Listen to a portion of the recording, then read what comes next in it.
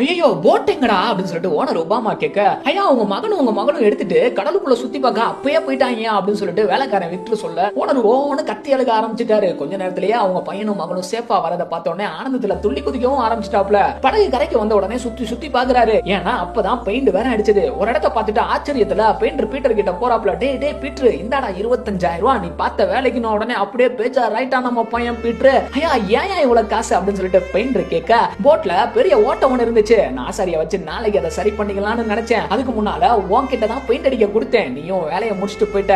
நான் இல்லாத நேரத்துல என் பிள்ளைங்க ஓட்டம் போட்டு எடுத்துட்டு கடலுக்குள்ள போக எனக்கு உசுரே கையில இல்ல. பட் திரும்ப சேஃபா வந்ததை பார்த்த உடனே என்னால நம்பவே முடியல. ஓட்ட போய் பார்த்தா அந்த ஓட்டையை நீயே மறைச்சு பெயிண்ட் வேற அடிச்சு வச்சிருக்கேன்னு அப்பதான் தெரிஞ்சிச்சு. நீ காசை பார்க்காம மனசாட்சி உண்மையா இருந்த பாத்தியா, இனிமேல் நீ தாண்டா என் கம்பெனியோட மேனேஜர்னு சொன்னாராமா. எஸ் பைபிள் தெளிவா சொல்லுதுங்க, கொஞ்சத்துல உண்மையா இருந்தா உன்னை அநேகத்தின் மேல அதிகாரியாக வைப்பேன்னு சொல்லிட்டு. சோ உண்மையா இருங்க, எல்லாத்தையும் மனசார செய்யுங்க.